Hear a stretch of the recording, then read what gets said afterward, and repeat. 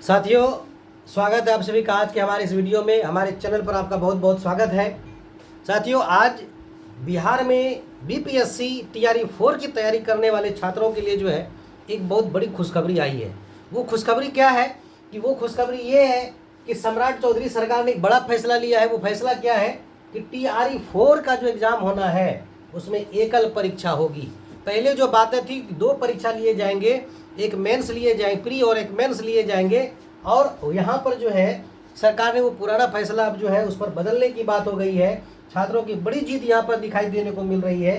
छात्रों के संघर्ष की बड़ी जीत देखने को मिल रही है। वो जीत क्या है कि टीआरई 4 में जो है वो एकल परीक्षा होगी। इस पर हम बात करते हैं। इसके पहले जो आपने देखा था कि बिहार लोक सेवा आयोग जो है बीपीएससी ने जो है असिस्टेंट प्रोफेसर के लिए जो है यहाँ पर 2 एग्जाम कराने का फैसला किया था। पहले वो एक टीआरई 4 के लिए एक प्रारंभिक परीक्षा और दूसरी मुख्य परीक्षा, जिससे कि बीपीएससी अभी तक टसमस नहीं हुई थी। और बीपीएससी के एक परीक्षा नियंत्रक ने जो है यहाँ के स्टूडेंट्स को, जो टीआरई 4 की तैयारी करने वाले स्टूडेंट्स हैं, उनको ये कह दिया, कुत्ता शब्द से संबोधित कर दिया। यानी कहा कि भाई हाथी चले बाजार, कुत्ता भौंके हजार।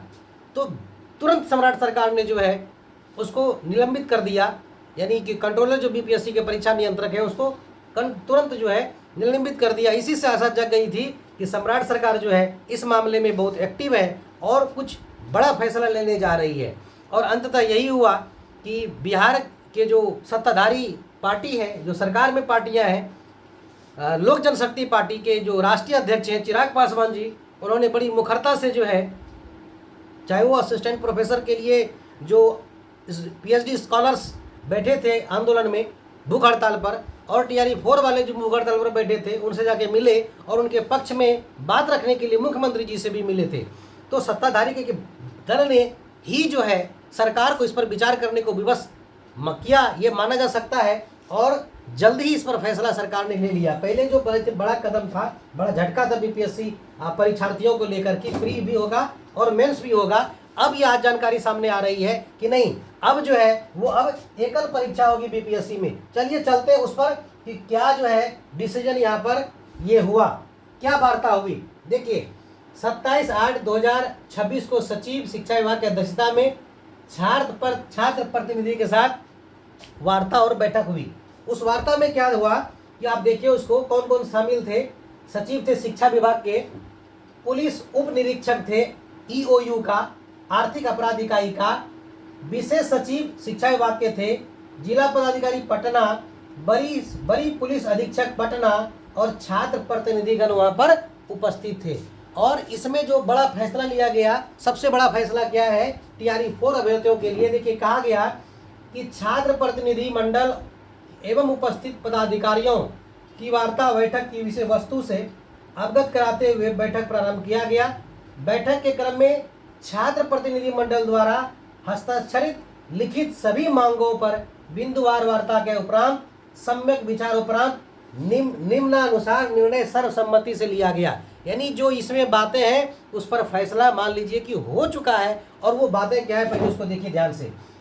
टीआरई 4 अभ्यर्थी प्रक्रिया में एकल परीक्षा का आयोजन होने संबंधी मांग को स्वीकार करने और एक अभ्यर्थी एक परिणाम के संदर्भ में निम्नानुसार अग्रतर कार्रवाई करने का निर्णय लिया गया।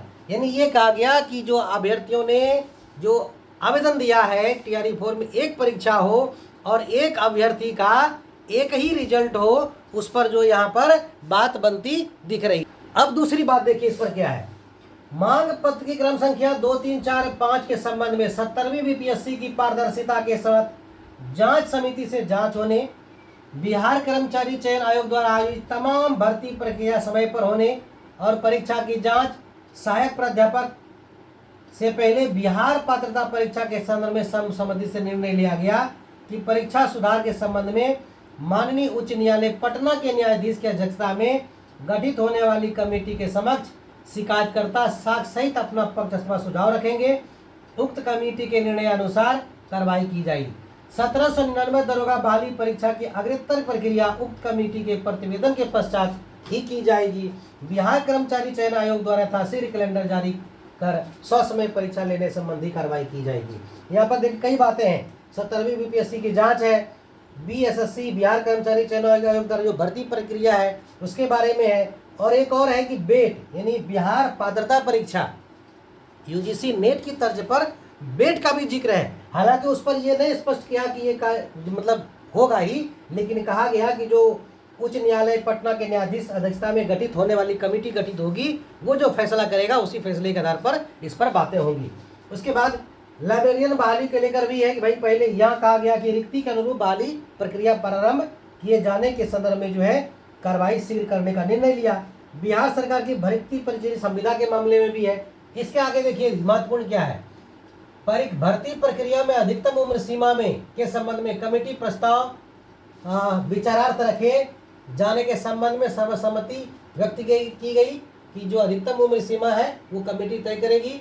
भर्ती परीक्षा प्रक्रियाओं का कैलेंडर जारी होने और उसका सख्ती से अनुपालन करने की मांग पर सर्वसम्मति से विचार यहाँ पर ले लिया गया।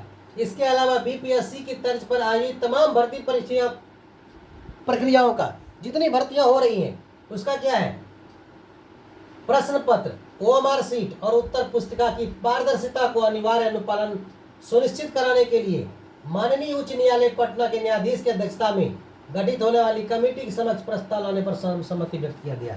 यानी कि जो भर्ती प्रक्रिया की पारदर्शिता है उसको बनाए रखने के लिए, उसको लाने के लिए कि जो कॉपियां हैं OMR की जो सीट है उस सब पर विचार करेगी। यहाँ पर जो पटना उच्च न्यायालय के न्यायाधीश की अध्यक्षता में कमेटी गठित होगी उस पर।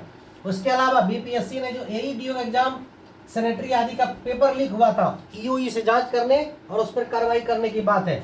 सभी भर्ती प्रक्रियाओं को पारदर्शी, निष्पक्ष और सुनिश्चित करने के लिए सर्वसम्मति से प्रतिबद्धता व्यक्त की गई। यानी कि जो परीक्षाएं हैं वो समय से होंगे, पारदर्शी होंगे और निष्पक्ष होंगे। उसके बाद देखिए क्या लिखा है, साथ ही विषय वस्तु संबंधित विभागीय पत्रांक 162/गो दिनांक 24/8/26 को सर्वसम्मति से तत्काल प्रभाव से निरस्त करने का निर्णय लिया गया।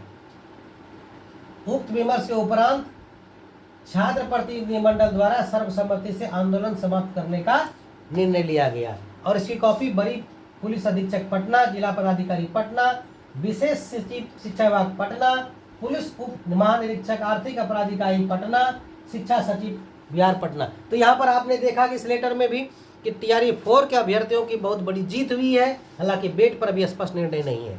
यानी कि TRE 4 के अभ्यर्थी जो आमरण अनशन पर बैठे हुए थे, आंदोलन चल रहा था TRE 4 को लेकर के, जिसमें अभी आपने कई दिनों से उस चर्चा में देखा था, उन सभी पर जो है TRE 4 एकल परीक्षा होगी, उस पर सर्वसम्मति से निर्णय ले लिया गया है। यानी अब TRE 4 की परीक्षा एक परीक्षा होगी, प्री और मेंस नहीं होगा। यहाँ पर छात्रों की सबसे बड़ी जीत दर्ज की गई और यहाँ पर बिहार में छात्रों की जीत हुई। जहाँ पहले 2 एग्जाम लेने की बात थी, अब यहाँ पर जो है BPSC के माध्यम से सिर्फ एक ही परीक्षा, एकल परीक्षा होगी। ये TRE 4 के अभ्यर्थियों के लिए बहुत बड़ी खुशखबरी है। उसका बहुत बड़ा यहाँ पर TRE 4 अभ्यर्थी जो आंदोलन कर रहे थे उनके लिए बहुत बड़ी खुशखबरी यहाँ पर है। उनकी बड़ी जीत यहाँ पर हुई है, छात्रों की बड़ी जीत हुई है यहाँ पर कि TRE 4 में एक ही परीक्षा होगी, यानी एकल परीक्षा और एक कैंडिडेट एक रिजल्ट होगा।